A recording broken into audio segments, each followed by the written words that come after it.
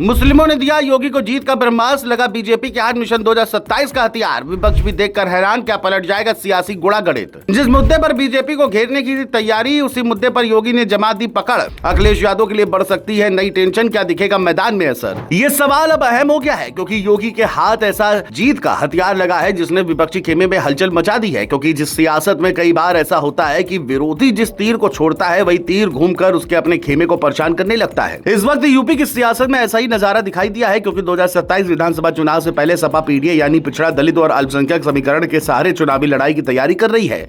दूसरी तरफ बीजेपी विकास, कानून व्यवस्था और हिंदुत्व के मुद्दों पर अपना आधार मजबूत करने में लगी है। लेकिन अचानक गाय और गौ संरक्षण को लेकर शुरू हुई बहस ने पूरा माहौल बदल दिया है। बड़ी बात यह है कि इस बहस की शुरुआत बीजेपी ने नहीं बल्कि मुस्लिम नेताओं और मौलानाओं के बयानों से हुई। अब राजनीतिक गलियारों में चर्चा है कि क्या अनजाने में विपक्ष ने योगी को मिशन 2027 का सबसे बड़ा ब्रह्मास्त्र दे दिया है। चलिए जानते हैं। दरअसल मामला तब गरमाया जब बाबरी मामले के पूर्व वादी मोहम्मद इकबाल अंसारी ने गाय को राष्ट्रीय पशु घोषित करने की मांग कर दी। इसके बाद जमीयत उलेमा ए हिंद के अध्यक्ष मौलाना अरशद मदनी ने भी कहा कि अगर गाय को राष्ट्रीय पशु घोषित किया जाता है तो मुसलमानों को कोई आपत्ति नहीं होगी। एक के बाद एक आए इन बयानों ने अचानक पूरे राजनीतिक विमर्श का रुख बदल दिया। जो मुद्दा पहले चर्चा में नहीं था अब वही टीवी डिबेट से लेकर गांव की चौपाल तक पहुंच गया और यहीं पर सीएम योगी ने मौका लपक लिया। बिजनौर में उन्होंने साफ कहा कि गाय हमारे लिए पशु नहीं बल्कि माता है और उसे किसी सरकारी घोषणा की जरूरत नहीं है। योगी का यह बयान सीधे उस वर्ग तक पहुंचा जो गाय को आस्था और संस्कृति से जोड़कर देखता है। अगर वोट बैंक का गढ़ी समझे तो तस्वीर और साफ हो जाती है। यूपी में ब्राह्मण वोट करीब 10 से 12% माना जाता है। ठाकुर वोट 7 से 8% है। वैश्य समाज 4 से 5% के आसपास माना जाता है।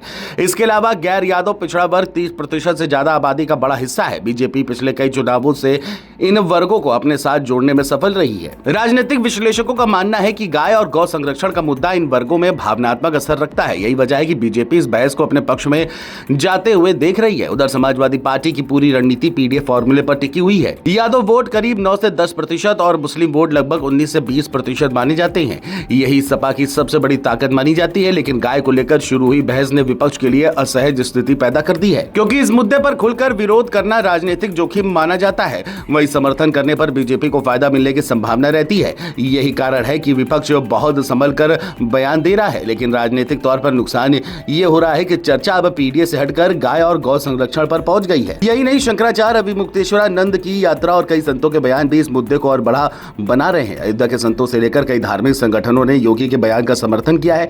बीजेपी अब इसे सिर्फ धार्मिक विषय नहीं बल्कि सांस्कृतिक पहचान और भारतीय परंपरा के सम्मान से जोड़कर पेश कर रही है। अब सवाल यही है कि क्या ये मुद्दा 2027 तक इतना बड़ा बना रहेगा कि चुनावी परिणामों को प्रभावित कर सके।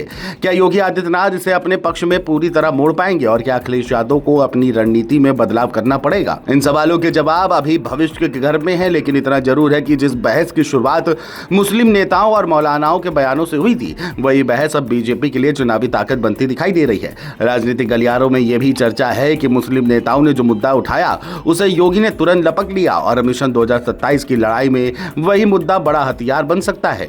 आने वाले दिनों में यूपी की राजनीति इसी बहस के इर्द गिर्द और ज्यादा गर्म होती दिखाई दे सकती है।